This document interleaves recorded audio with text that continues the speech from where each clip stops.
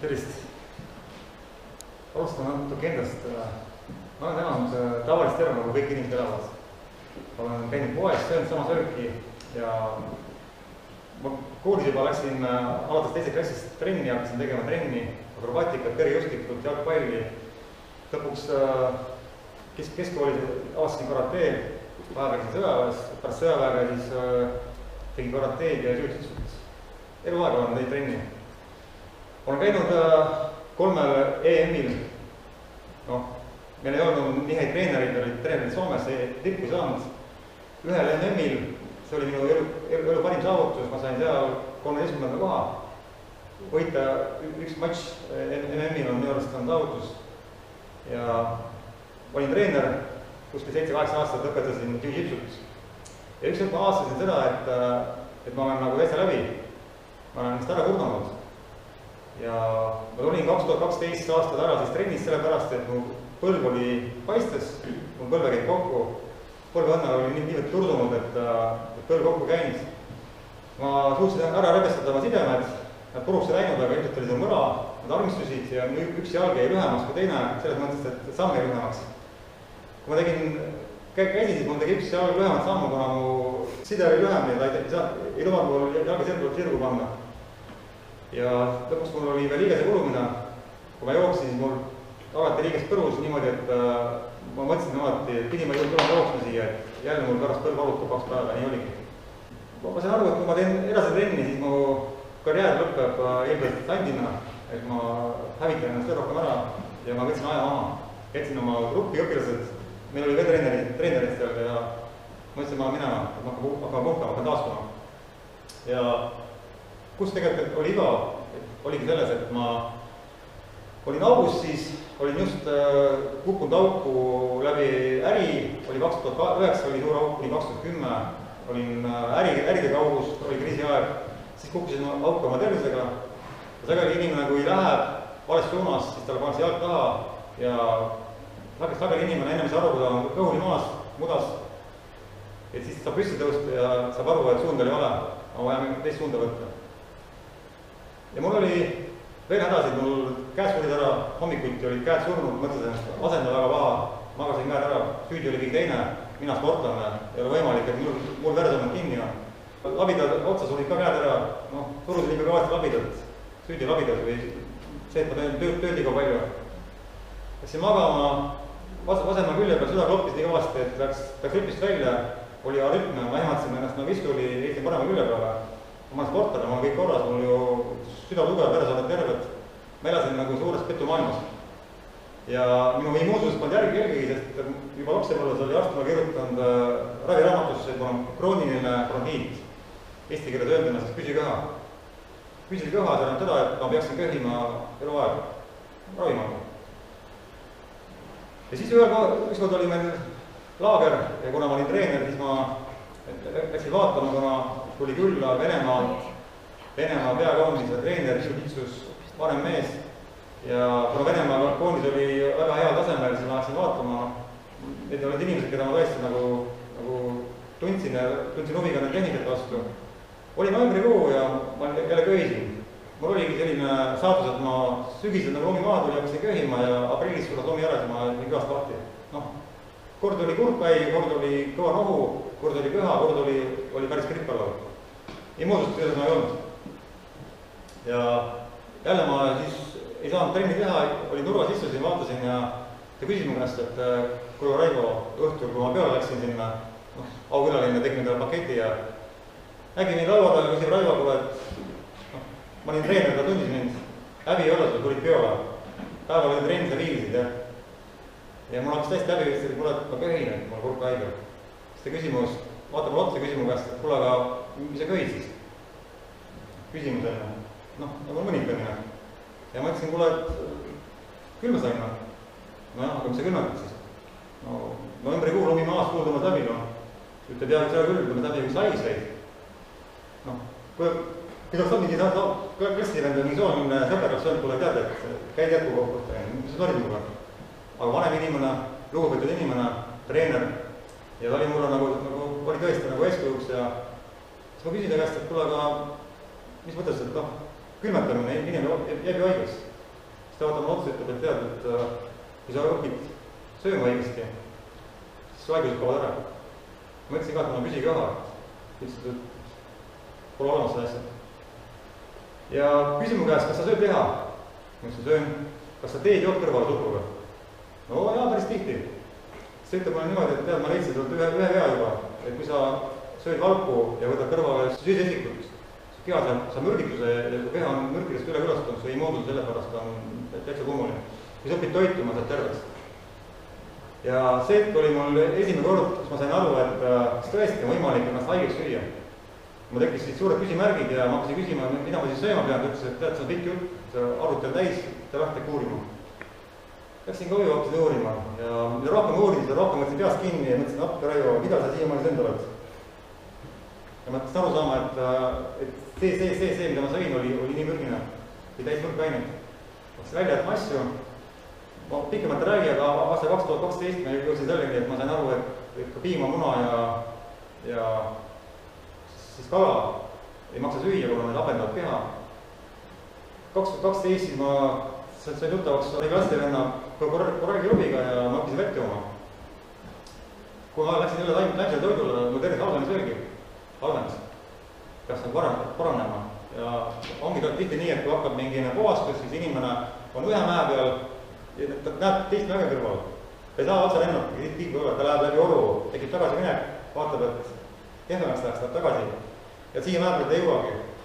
Sellepärast oli minu tagasilöök ja ma mõtlesin, et kõik nagu räägivad, et taimne toit on parem, aga millest siis nagu asi on. Ja tegelikult oligi see, et ma vett üldse joonud, ma olin täis parasiite, ma olin täis mürkaineid. Kui ma klassivend kutsus mind seal klubis, õpetas mind vett jooma. Ja ma tegin läbi esimese puhastuse. 3. päeva hommikul ärkan üles niimoodi, et mul puhastus käis ja mul on kõrv lukus. Öösel unes käisin basseinis, ujusin, tegin kõrpalli vees ja läks vesi kõrva. Ei ole võimalik ju. Tõusen püsti, raputan, puhun, kõrv lukus. Õhtul lukus, järgmine hommik lukus ja niimoodi oli kõrv lukus poolest kuud. Ja minu järeldus on see, et ajust hakkasid välja valima parasiidid ja lähim vana on kõrv. Läksid kõrva, enne kui kõrv kõik välja lihtsalt, oli kõrv lukus poolest kuud. Ma kaotsasin uue arstidesse, ma võtsin maha enda ema, isa, arstid ei suutnud neid ravida, ravisid nad ära, ütlema niimoodi. Ja arstid olid läinud, läin käega, ütlesin, et keha saab jagu sellest. Ja poolest kuud hiljem läksid lahtise kõrv jälle. Ja kui ma tegin läbi lõpuks selle puhastuse, siis on toole puhastuse, poole valda rääksid sellest puhastust. Siis ma läksin ühe korra metsa ja läksin krükki ja ma ehmatasin ära, et põlv valutab. Kardasin püsti ja sain aru, et põlv valutage enam, et põlv võib kokku. Põlv oli 3 aastat kokku käinud. Et mul oli lümf tursunud, ma lümfist ei teadnud üldse midagi ja siis see puhastus tegi lümfi lahti ja põlve turse kadus ära. Et ma sain aru, et tegelikult ma sain hea tulemuse, et mul läks tervist korda, ma enam ei köhinud tarbiti, käisin nagu kõik inimesed jopega ja mütsiga, aga mu keha kadus ära, lõpuks tuli meil üks hea loode välja, mis on Viluron ja ma tegin läbi siis kuuri, minu liiges läks paremaks, ma sain jooksma hakata, aga mingi aja pärast ma vaatasin, et ikka natuke valutab, tegin teise kuuri läbi ja 3 kuu pärast tegin läbi 3. kuuri, siis ma nagu kirjutasin, et ma olen nüüd nagu 15-aastane poisik, ma saan joosta ja karata uuesti, ennem ma ei saanud. Ehk siis ma nagu enda peal omade asitõenditega võin ära tõestada selle, et liigesed on taastunud. Mihkel rääkis, kogu oma keha uueneb, kõik uueneb. Ja kus siis viga on? Lähme üldse nagu vaatan inimest, kui inimene sündima hakkab, tegelikult kus hakkab ära kaduma tervis. Tervis hakkab ära kaduma juba sealt, kui ema endast ei hooli, sööb sisse kõiki asju, mida tegelikult sisse süüa ei tohiks, mida looduses ei ole. Ja sellega ta tegelikult teeb oma tervise kehvaks, on täis parasiite ja selline kehva pinnase peal sündib laps, sünnib milline kehvik. Tema siis tegelikult juba läheb sünnitama ja ta tegelikult on ise juba nõrk ja sünnib nõrk laps. Ja enne kui laps sünnib, üldse läheb ema ultrahellisse, lapsi ära keeritada. Laps, kes on nii õrn, saab keeritus esimene kord. Siis sünnib imik, võetakse käest ära ja topitakse kohe tal sisse kaitsesüstid, jutumärkides, kaitsmaks kille eest. Ja kaitsesüstid teate, et nad kuund on ju. elavhõbe on väga mürgine, seal on elavhõberasoolad, arstid ütlevad, et seda ei ole, aga need, kes on uurinud, sõltumatud meditsiiniuurijad ütlevad, et seal on seda, ta on selle timisuraan, mingi nimi on tal, ta on selle sees ja elavhõberasool on 20 korda mürgisem kui elavhõbe. Kui panna siia tilk elavhõbedat, et noh, sööge ära, keegi sööb seda. Aga vanem midagi süssi sisse, no pange enne. Et inimene mürgitab nii ennast kui oma imikuid, et noh, see on hullus tegelikult. Seal on sees veel alumiinium, kõik haigused, dementsus, Parkinsons, sklerosis multiplex, Alzheimer, alumiinium on põhisüüdlane. Ja lapsele kohe pannakse sisse alumiiniumid, et ta hakkaks kohe muutuma dementseks. Ja seal sees on formaldehüüd, mis tegelikult on see lahus, kus sees võetakse laikasid, siis ta mürgitab rakku ära rakke lagunema. Ehk siis imikule antakse kohe esimene stardipauk eluks 3 mürgist asja, seal on neid asju kindlasti veel. Siis on ema kiire, läheb last toitu hinnaga, ostab talle siis poest seda kunstpiima, kuna ema romal on tervis on läbi, tal keha vaatab, et vaja makse parandada, neeru parandada, pole mineraale, pole vitamiine, piima kohe toob, see pole tähtsas praegu, ellu ajada. Ema piima pole, ema läheb poodi, ostab selle segu, siis ostab sellist sojapiima segu, mis on tehtud GMO-st, sisse pannud suhkurt ja eks muid asju hakkab laps toitma siis ebaloomuliku söögiga. Ja muidugi see poesöök on nii tühi, et tegelikult laps kasvab ilma mineraalideta. Paljud räägivad, et neil on väga head geenid. Ma olen rääkinud, et ärge hävitage ennast, ärge tapke ennast, et säästke ennast. Inimesed ütlevad, et peab elama, nautima maitseid, et neil on head geenid. Et vanaisa jõi viina, sõi seapekki koos kartuliga, mida ei tohiks süüa, ma räägin, et 2 asja koos, oleks füüsilislik. Ja tegi piipu ja elas 90 aastaks, meil on väga head geenid. Selle kohta ma ütlen, et unustage ära, ajad on teised juba. Vanaisa oli 17 aastat, 17 olulist aastat, kui inimene sünnib, esimesed aastad, oli puhta toidu peal, sai omale sellise fundamendi ja nüüd ta lammutab ja loeb seda, lammutab, no kõik ei lähe kuidagi moodi. Praegused lapsed sünnivad ilma fundamendita, neil on õhuke fundament ja nad usuvad siirad, et nad elavad sama kaua nagu vanaisa, kuigi neil juba lapsed saadik pole toitu, pole puhast õhku, pole õiget vett, on kiirgus ja söök on tühi. On palju andmeid, et viimase 50 aasta jooksul on maapinnalt ära kadunud 57% magneesiumi üle maailma. Üle poole magneesiumist ära kadunud. Pluss muud mineraalid ja kokku on niimoodi, et on kuni 85% mineraale on põldude pealt paihtunud. Inimesed söövad kohe sööki, odavalt saab mineraale, aga ei saa. Lapsed mängivad õues, mitte päris imikud. Imik kukub, tõuseb püsti, läheb edasi. Aga juba, kes on juba murdeealine, kukub maha, oma keha kaalu on murdud pooleks, luuleb katki. Kas kõik arvata eest, et looja on olnud inimesele, kes maha kukkudes peaks pooleks murduma? Ei ole. Noortel on hambad suust kadunud. Öelge mulle inimene, kes lõpetab gümnaasium, kellel on kõik hambad suust, pole ühtegi hambast loomitud. Pole sellist inimest. Ja nüüd hakkame vaatama, mis siis juhtub tegelikult inimesega. Inimene elab, sööb kohe sööki, käib arstid juures, ravib ennast. Ja kui ta saab 18, siis ta tegelikult peaks juba hambutu. Kui hambaarst ei paneks loome sisse. Normaalne.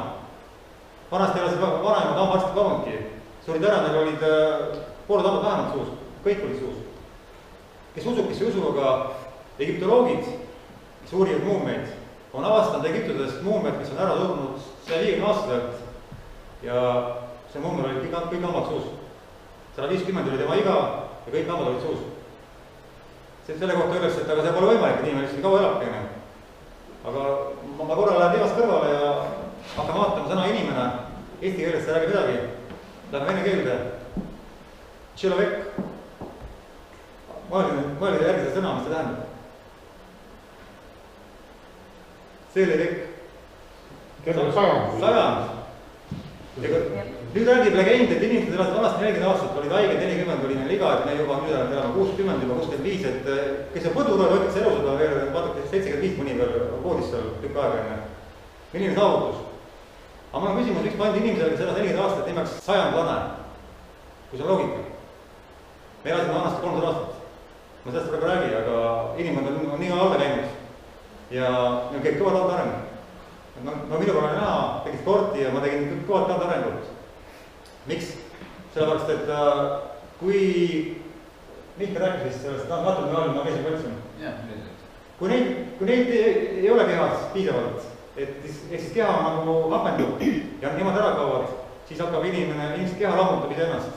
Hakkab lammutama siis elundeid, luid-hambaid ja sellepärast on ka noorte lastel tegelikult hambad katki, sest Colgate'id, Blendameidid, sellised poiss ostavad, hambapassasid on valimistahad, ei hoia hambad. Ja kõik joovad piima. Lapsed jooge piima, saate kaltsiumi, saate tervet luud, aga pood on lookas piimatoodetest. Aga lapsed joovad piima, lähevad mängima korvpalli, komistavad ja korravad luu ära. Kus see kaltsium on? Hapendumine. Lapsed hakkavad toituma siis, mitte toituma, aga sööma. Paneme vahet söögil ja toidul, sellepärast, et söök on tühi mass, mis täidab, see ei toida. Aga toit on see, mis toidab. Ja inimesed söövad palju tühja massi, seidivad, laseb endast selle läbi, kulutavad energiat. Mürgipõllumajandus, saavad mürke sisse, rohkem kui kasulikke aineid, umistuvad, lähevad paksuks, tekivad suured kõhud, jäävad aina nõrgemaks ja haigemaks. Aga kes toitub, võtab puhast toitu, saab vähe ja orgaaniline toit, midagi umistu, kõik omastub ja inimene saab tugevaks. Eks haigused tekkisid sellepärast, et rakkudel tegelikult on toitaineid. Ja lapsed kasvavad juba toitainete söögi peal ja millist tervist saame siis? Laps sünnib. Ema läheb arsti juurde, sünnitusmajja ja laps tõmmatakse välja ema osast ja mida kõik arstid teevad, nad keeravad lapse peale ja tõmbavad lapse välja. Vaadake edasi. Keeravad paigast ära, laps saab planti, keeravad kaela 2 korra, laps saab eluaegse trauma, ajust toimuvad energeetilised signaalid selgroogu ja kui arstid vigastavad ära selle kanali, siis inimesel juba ajutegevus juba nõrgeneb. See on teadlikult omandatud nipp, et keerata inimese kaela 2 korra, nii et ellu jääks. Nii et need, kes sünnitavad lapsi kodus, kes ei keera lapse kaela 2 korra, atlant jääb paigale ja need lapsed on palju tervemad. See on ära tõestatud. Nii et kui me näeme, mida üldse arstid teevad, siis on küsimus, et miks peab inimene, kes peab ennast targaks, tegema seda, mis on nagu looduses kõik loomulik. Läheb enne sünnitama, pannakse selline maha, sabakont ja kõigil, on keegi, kes sabakonni pole. Sabakont läheb kõigil üles poole. Ja kui laps tuleb, miks tahab laps nagu kuul lendama siis lakke, ütleme, üles ja pärast alla koguma. Ei saa sünnitada niimoodi. Suured ämmaemad õpivad, kuidas sünnitama, loomad ei õpi, loomad läheb, lükitavad maha ja laps käes. Loomad ei ole arukad ju, inimene on arukas. Sellepärast, et ta tuleks välja, sellepärast on keerata lapsele 2 korra tõmmata. Miks ei sünnitata üldse kistuli? Siin pole seda ette näinud. Ja inimesed on niivõrd teadvuses kinni, et nad on lugemas seda teaduslikku uuringut ja nad ei saa aru, et see kõik ei lähe kokku tegelikkusega, aga nemad on seal lugemas seda. Niimoodi õpetati koolis. Loogikat ei ole, kuhu kaob loogika. Laps, kes väike on, teab pereliikmeid, teab määratab neile, äkki tuleb mingi inimene, kes oli eile alkoholi joonud, tuleb ligi ja laps vaatab otsa ja nutma. Miks? Lapsele puhast aju, laps tunneb, et hästi madalat energiat ja tegelikult laps näeb teemonid.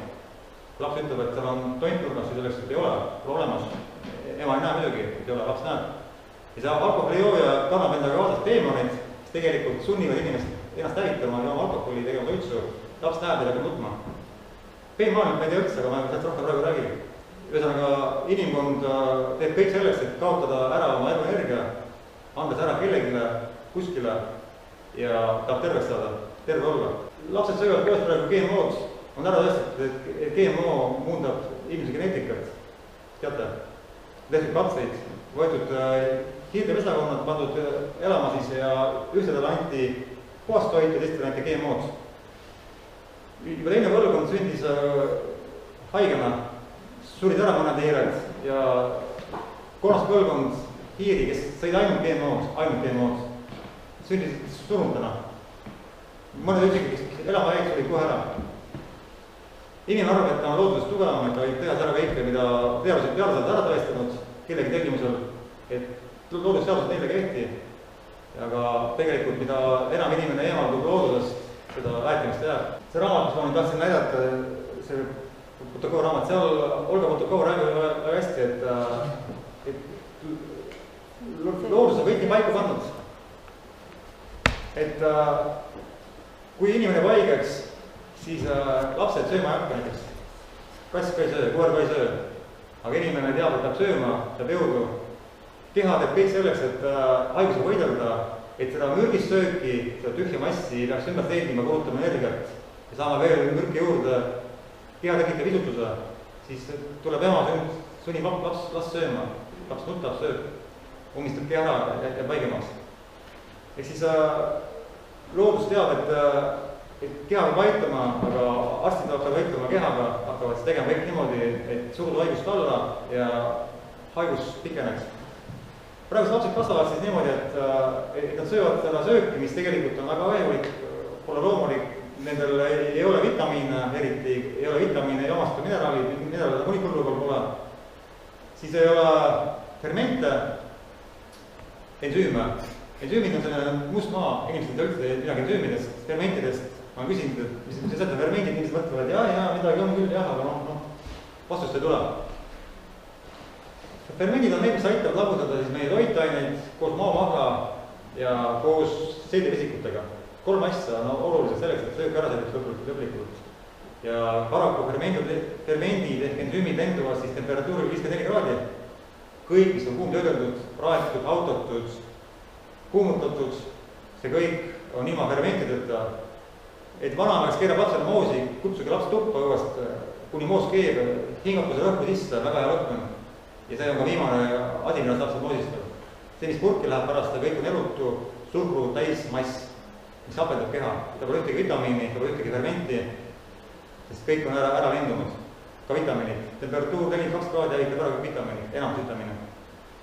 Nii et inimesi on õpetatud sööma asju, mis tegelikult on tühjad, annavad energiat, annavad bensiini, autole, pange bensiini sisse, kohe sõidate, juppe kahetatava, milleks paku täisib. Süsivesikud, suhkur on igal pool sees.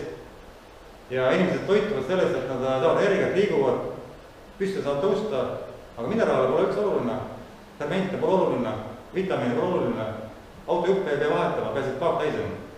Kaua see auto sõidab? Ja loogika lahti saab aru, et kui autol juppe vaheta, siis ainult bensiiniga kaugele kima. Inimene toitub püsivesikutest, kartul, püsivesikud, kõik teravili, leipsai, koogid, präänikud, keerukad, püsivesikud. Kõik tooted, mis on poodi lahet, võtke mõni pakk teed lahti, vaadake paki peal keeras suhkur. Kõik konservikarbid, suhkur. Lähti kassile vastu konservi, vaatan, seal on konservis, lihakonservis on sees suhkur. Ja minu treener Peterburist, treener, aga see kolleegtreener ütles ju, liha ja suhkur koos on mürk, läheb mädanema, liha mädaneb sees.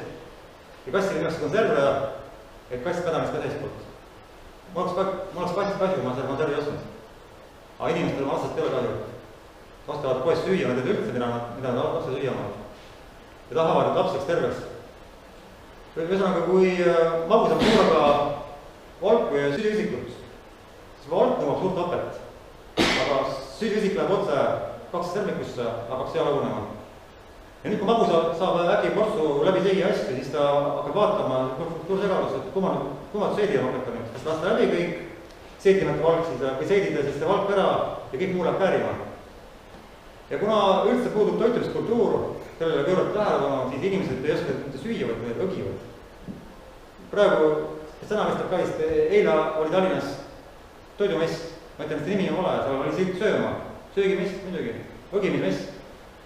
Õpitakse õgima, kõht täis õgima, pärast inimestel on gaasid, kellel kõhuvalud, kellel muhitus, kes ärgab hommikul üles süda paha, väsinud, nagu paks maganudki hommikul, sest õhtul saab kõhu täis ja keha terve öö seedib seda sööki, toimetab, töötab. Inimene hommikul ärkab, ta pole puhanud, ei ole võimalik. Ehk siis puudub toitumiskultuur ja lähme restorani, tellime oma prae, Eesti kokad on tublid, oskavad teha häid maitseid, soperdavad kokku sobimatud asju, mis ei sobi kokku, sest nad on üldse ei tea sellest midagi, et on asju, mida ei tohi koos süüa. Inimene sööb, pärast läheb koju, gaasid on väsimus ja mürgitab keha. Et kui nüüd inimene läheb restorani ja tellib prae, siis järgmine küsimus on see, et mida te juua tahate? Olete kuulnud? Põhiküsimus. inimene siis tellib omale, kes tellib kohvi, teeb ka hea valiku, sest kui on happeline. Kes tellib omale mingi vee või tellib mingi joogi, mis on aluselisem, see lahendab ära enda maahappe, ehk siis takistab söögil seedida söögikust. Ja lõpuks see söök, mis on niigi läbi segi magusaid vegaduses, mida seedida, saab hunniku vett. Ja kui meie maahappe on 1,5, alla sellisegi, lahendab ära, maahapet on nii vähe ja vett on palju rohkem, tekib maahappe, mis on siis, maamaht, mis on siis ütleme 5,4. Seedib ära sööka. Ei seedi. Loodus pole ette näinud seedima sööki, eriti liha, valke, sellise lahja happega. Järelikult see kõik jääb sinna makku pidama, keha püüab seda kunagi seedida, aga noh, ei ole vahendid. Lõpuks inimene saab aru, et on 3 tundi mööda läinud see 6 portsu peale, samamoodi, sama oskamatult, siis tõukab see eelmine ports tõukab, uus ports tõukab eelmise portsu 2 sõrmikusse, ka seal on 1 portsu ka eest, sellepärast, et seal ei ole ära seedinud midagi. 12 sõrmik tegelikult valku ei seedi, tema peaks aine lähtama juba lähe lammutama, saatma siis soolestikku juba toitaineid. Kuna see seedimatu, siis 12 sõrmik vaatab selle portsu, mõtleb, et mis sellega teha. Ja püüab sealt midagi jätta saada, kuni tuleb ka maast peale 6 ports, kuna inimese eelmine portsu peale lükkab selle, siis seedimatu portsu lükkab soolde. Ja niimoodi käib siis seedimatu massi edasi trügimine sealt soolestikku. Lõpuks tahab see kõik toit läheb soolde, söök. Soolestik tahab saada toitaineid, aga saab seedimatu massi, mis juba tegelikult on nii pikalt see seidnud, et juba kõduneb, mädaneb, sellepärast, et seeditoimikud ei olnudki, ei olnud maapet. Selle asemel, et siis soolest imendub sisse toitained, soolest ei saa midagi imenduda, siis toitained on vähe, sealt ära seidinud. Meenutame, seal ei ole vitamiin enam, see pole eriti mineraale, siis põllupõlgu mineraale. Seal on laununud oma aminohapped ära moondunud ja need mineraalid, mis tegelikult olid, need kuumtöötades muutuvad orgaanilisest vormist anorgaaniliseks. Ehk siis, kui keegi räägib, et ta ei huvita, mis orgaaniline, mis anorgaaniline, siis ma võin öelda, et aga tahate rauda, siis viiliga naelamana, tahate saada ränni, siis sööge liiva. Kes seda sööma hakkab? Saad aru, et see ei omasta ju, muidugi see on anorgaaniline. Sellepärast ka apteegi vitamiinid, mis on anorgaanilised, ei omasta. Arst ütleb, ärge võtke vitamiine, mida omasta, räägi mineraalidest. Arst on õigus, apteegi mineraalid on enamuses anorgaanilised, tõesti omasta. Nad omistuvad kehas. Üks raamat on Aido Rooka, soome keeles päris toit. See on üks rootslane, see oli Nilsson või Eriksson, olgu. Ta läks Rootsis kaubanduskeskustesse ja võttis sealt proove. Kogu see korporatiivne söök. Maailma söögiturgu valitseb 146 korporatsiooni. Üle maailma on läinud Okeaanias, Aasias, Lõuna-Ameerikas, Aafrikas, iga pool Puutis on sama kräpp, sama mürgine möga, nagu nimetan. Meeletud kasumid ja nemad toodavad siis seda sööki ja see rootslane hakkas võtma proovi ja tegi kindlaks, et enamus sellest korporatiivsest söögist on petukaup, sellepärast, et paki peal on häid asju palju rohkem kirjas kui tegelikult ja halb asju on palju vähem kirjas kui tegelikult. Ehk siis see kõik oli pettus, inimesed söövad sisse seda, mida nad tegelikult ei tea, mida nad söövad. Äkki on sellest, et seal on e-ained, kunstlikud värvained, sööb peab virus, kunstsuhkrut, kas magus on. Ja Soomes oli täpselt sama lugu ja see meeldaks apteeki soomlane, kes tõlkis seda raamat soome keelde ja hakkas vaatama, uurima, mida müüakse Soome apteekides. Aus maa ju. Kes ütleb, et Soome apteek petab? Eestis võib olla veel, et teate korruptsioon ja Soome on aus maa. Tuli välja, et 60% Soome apteekis müüdavatest mineraalidest on anorgaanilised, omastamatud. Ja sama palju protsente vitamiine on sünteetilised, omastamatud. Ja kui arst ütleb, et ei ole mõtet kulutada raha vitamiinile ka, mineraalile, see omastus, arstil on õigus, ainult juurdub olla, kui ta õigus on. Sest apteegis on väga odavad mineraalid, väga odavad vitamiinid, mida võib süüa, need lihtsalt umistavad keha ära, lõpuks on neerukivi, maksakivi, mis iganes. Kuni inimene võib ka ju kõik suurdub ära sinna ja operatsioon, sapid välja, kivid välja ja neerualised. Tegelikult nagu näete, see söök ongi selline.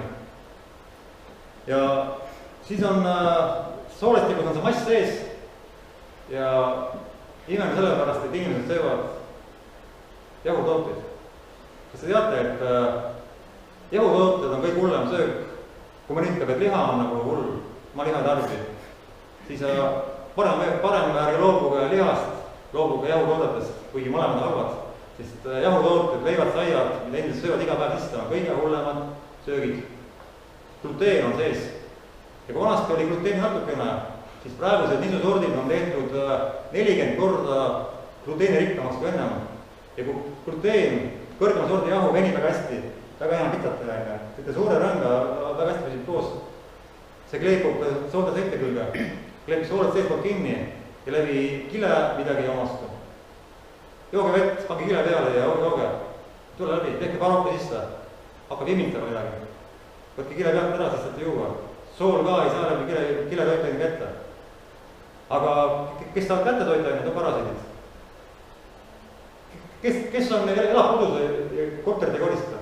Tulete tuppa, võtate saapad jalast ära enne, toki väega toas. Hoiata puhtust, tullid, saabastage käia, aga kas koristate korterit? Kõik koristavad enne, sest nagunii kõik määrdub. Inimene, kes pole kunagi seestpoolt puhastanud, suurt puhastanud, see inimene kubiseb parasiitidest, kubineb sinna umistunud jääkainetest, nii et tuleb uus mass selle peale, selline söök läheb soolde ja lõpuks on sooled on täis inimestel, sest inimesed söövad, sest ei ole mineraale. Rakud ütlevad, et tuli küll sööki, tuli küll süsivesikut, energiat meil juba tuli välja, aga meil on vaja vitamiine, mineraale ja aminoppeid, rasvhappeid, just küllastunud rasvhappeid. Anna süüa, aju saab signaali ja sööb uuesti. Inimene sööb jälle sama asju, jälle sööb, saab bensiini jälle, auto küsib, anna mulle juppe, inimene toa selge paneb bensiini jälle.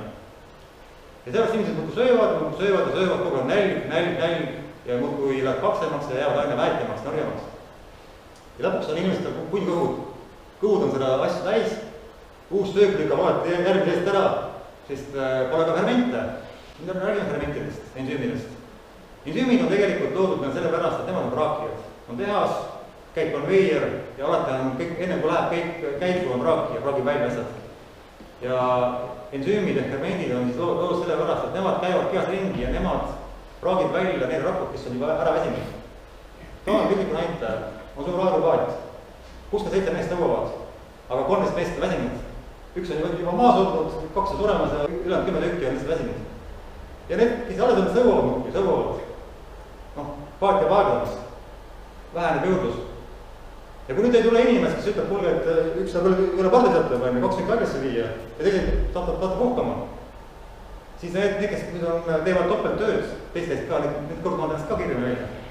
Fermendid on praakijad, kes hävitavad ära, lagundavad ära need rakud, mis on juba ära surnud, ära muteerunud GMO-st ja kõimõkkidest vähiks ja need rakud, mis on vanad, on kaotanud oma jõudluse. Kui nüüd need rakk eest ära võeta, siis tekib kasvaja, hakkab punduma, sellepärast on vaja see koht tühjaks teha ja panna sinna kasvama uued rakud. Et uus rakk saaks koolduda, kohe ära täita. Kui see koht on aivatud, kui sinna on tekitada uus rakk, siis hakkavadki tekkima kasvajad. Ja nüüd on fermendid ametis, aga inimene saab sisse toidu, kus pole fermente, mis see lagune. Kellel on aiamaa, õunapuud, korjake taliõunu, vaadake, kas märtsikuus on taliõunu järgi veel? Taliõun ei säili, aga pool õun säilib aasta aega lagune. Hea sort on, tooge seemed pange maha, asi pole mitte sordid, asi on selles, et nad on defermenteeritud. See on fermendid välja võetud, see õun ise ei lagune enam. Kõik, mis on kuum töödeldud, need toidud ise ennast lagunda. Nad on fermendid minetanud, nagu ma ütlesin, temperatuur 54 kraadi.